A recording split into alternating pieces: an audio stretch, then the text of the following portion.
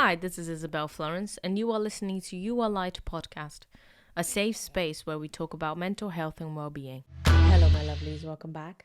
Thank you for being here. Today, we're going to talk about the psychology of weight loss. First, I want to start with a trigger warning. This episode discusses sensitive topics related to eating disorders, emotional eating, childhood trauma, body image, and diet culture. Please proceed with caution, and if you feel too sensitive to these topics, skip this episode.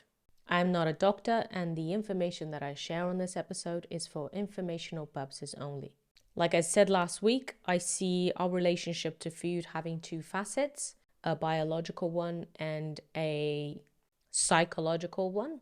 They are linked in some areas, which I'm going to discuss in this episode. Today, we're going to focus on the psychological relationship that we have with food and specifically with weight loss. It's the beginning of January. People are going crazy about new diets, new exercise routines, forming healthier habits. And I want everyone to be very aware of the mindset that they are arriving at these decisions with. I think it is important to touch on the biological side, even when we talk about the psychology behind our relationship to food, with the intention of releasing some of the shame and the blame, the guilt that we feel when it comes to overeating. We get a dopamine rush when we consume foods that are highly processed, high in fat, sugary, and in a way it is normal to chase that feel-good sensation. From a biological perspective, it is advantageous for us to eat as much as we can, as quickly as we can, as often as possible, because we used to deal with food scarcity, and the reward that we feel is there for us to continue eating the high sugar, high fat foods that we find. Eating fast, in a way, is rewarded because in the wild, there's a possibility of competition for the food that we want to eat. But now we live in an age of abundance and everything is in front of you. It is not healthy to eat this way because we have so much available to us. So let's remind ourselves that the reward system is there for us to seek out for these foods, for us to want more of these foods. And let's let go of some of the shame and the guilt that we feel when we seek a dopamine rush, a pleasure release. It is in a way natural for us to do so. Our relationship to food is also very emotional. There is a possibility that there is so many other reasons why you overeat rather than just the feeling of being satiated physically. There is a possibility that you use food to feel comfortable when you are faced with a feeling of uncomfortableness, a feeling that you don't want to face, a feeling that you don't want to sit with. Loneliness can result in emotional eating because food, in a way, provides us a sense of connection, a sense of care. Food can also provide us with a temporary relief for stress, anxiety, sadness, and many negative emotions that we might feel. So if you want to focus on weight loss, you can't just focus on the practicalities in your life that you want to change, the habits that you want to form. You have to really understand what is beneath your relationship to food and whether you are eating as a coping mechanism for other things. Food is used as a mechanism to numb emotional distress. This is seen already in studies. So let's approach our relationship to food with awareness of this fact. Am I really hungry? Or am I comforting myself? Or am I numbing myself without judgment? If you are. Studies have found a significant relationship between emotional eating and all forms of childhood trauma, but emotional neglect had the strongest association.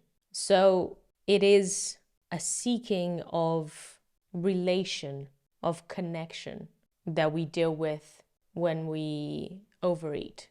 But I want you to remember that you can trust your body, that you can listen to your body, that you have control over your body and what you eat when you become aware, when you practice self-reflection when it comes to your relationship to food, When you learn about the biological aspect of what is happening within and the psychological aspect of what you are dealing with and what you are coping with. For a lot of us, it is that we feel the discomfort within the body. We feel the emotion, we feel the sadness, and there is a want to get away from it, to get away not only from the feeling, but from the body. When you overeat, you numb the emotions because the focus then is solely on the uncomfortable feeling of being full. It can, in a way, be a body disassociation that you are going through. And that's okay. It is something that you have used to protect yourself, to survive. So there is no reason for us to place blame and shame on these behaviors. We go back to awareness always, becoming aware, becoming aware. The more we know about these processes that are going within, the less power they will have over us. Food is also a substitute for security. If you feel instability, if you feel emotionally neglected, there is a possibility that you seek that security through your food. Another thing that we have to talk about when it comes to our psychological relationship to food is perfectionism and control. A lot of people, and I have done this myself, start a project of weight loss or seeking healthier behaviors with the mindset of wanting the habits to be perfect, wanting the diet to be perfect. This all or nothing mentality is really dangerous, and it puts you in a very unhealthy cycle, a restriction and binge cycle. So let go of this idea that tomorrow you will start the diet and it will be perfect, because it won't, because there's no such thing as perfection, and because you need some balance in your life. This also results in a very negative mindset when it comes to our food. It's important to focus on the good things, to focus on the gratitude that you have for the food that you are eating, to focus on including healthy foods rather than wanting to restrict everything that's unhealthy. Diet culture plays a massive part in our mindset when it comes to food, a very negative mindset. And there is a pervasive cultural obsession with thinness that fuels this very negative relationship to food, this very negative mindset when it comes to food, that food is the enemy. But we need to swap it with food is the medicine. Food is light for your life. Food is love for yourself, for others, between family members. Do you possibly fear certain foods? Do you possibly have a warped relationship with your hunger cues? Did you maybe take on some of the unhealthy mindset that you have towards food from your parents, from your caregivers, from your environment? There's also the topic of stress. We live now in a society that is obsessed with high productivity, and that naturally leads to stress. Chronic stress elevates cortisol, which is a hormone linked to increased appetite and cravings for sugary or fatty foods. So is there a possibility that you are overeating because you are overstressed, and what you need is actually some rest, some relaxation, less caffeine, more sleep, real self-care? Our habits and routine also get really deeply ingrained in our psyche. And so there is a possibility that you might have gotten stuck in an unhealthy habit that you cannot shake. What is the reward for this habit? Can you find this reward somewhere else? Recognizing unhealthy patterns is the first step for change. And maybe we can replace them with more mindful practices. Do you perhaps use food as a reward or as punishment? This can also create a really unhealthy relationship to what we eat, such as feeling guilt, when you overindulge or restricting excessively. The thing about all of these aspects is that it is highly individual. So it's all about self-reflection.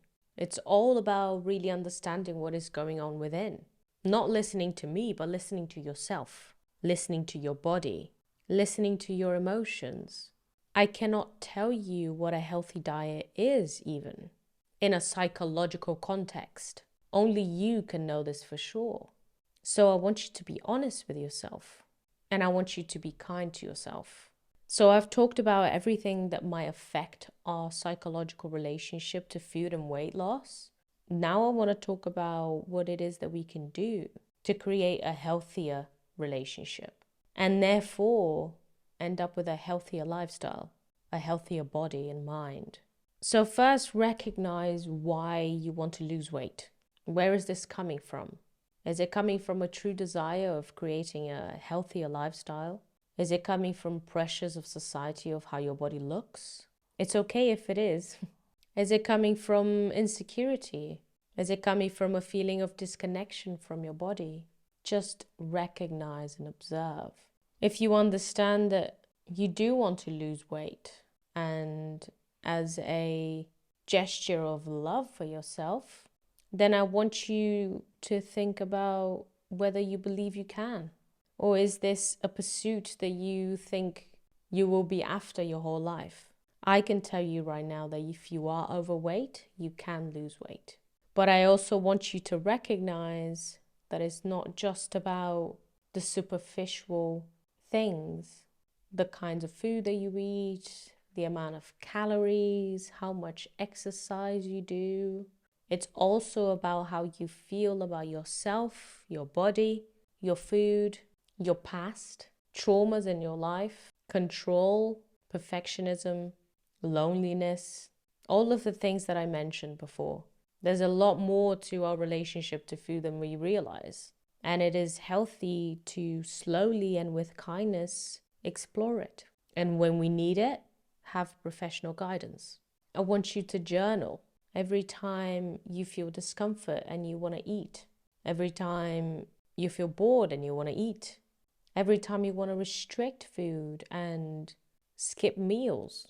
Get curious about your relationship to your food. Get curious about the things that you have learned in the past that maybe you take it as your own belief now. Things that maybe are not rooted in reality. Get curious about the things that you are seeking through food. Is it connection?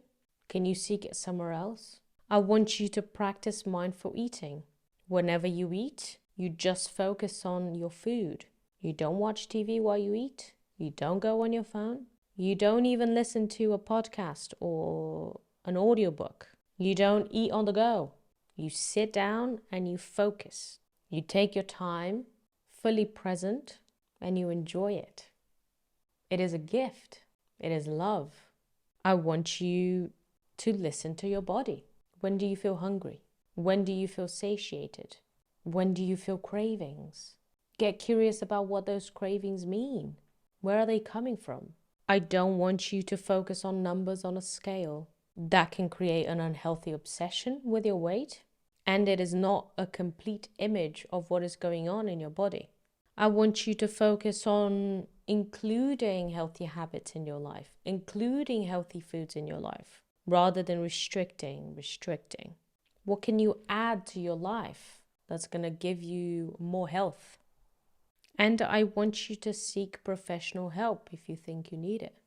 A therapist can help you understand and address the emotional roots of your eating patterns, and they can help you develop healthy coping mechanisms. At the end of the day, it's all about transforming your relationship to food to a healthy one. If you do so with love, with time, with the help of those around you, and with curiosity, you will arrive in a place where your relationship to your body is healthier as well. And that is the goal always, is to feel happy in our bodies. We've only got one, and it is our home. It's our sanctuary. It's where we live every day. It's one of the most important relationships we have in our lives. I want you to love your body. And it's not a direct path from A to B. It goes like this. But that's okay, because you'll keep going back to the road that tells you, I am grateful for my beautiful body. I really hope I can help, because I've struggled with my relationship to food in the past very deeply. I struggled with a lot of shame, and I know how transformative it is to find that path now and again of love, of connection. It takes time, but you can get there. I believe in you. And I'm always here to help. You can always message me. I love you very much, and I'll see you next time. Bye-bye. Thank you so much for listening. All the links are written down on the show notes, as well as resources for anyone struggling with their mental health. Don't forget to subscribe so you're notified when we release new episodes. Also, feel free to share our podcast with your friends and family. And if you'd like to get involved, explore our content, or support our work, visit our website www.yourlight.earth. That's YOURlight.earth. Also, don't forget to follow us on Instagram at u.r.light. Have a wonderful week, and I'll see you next time.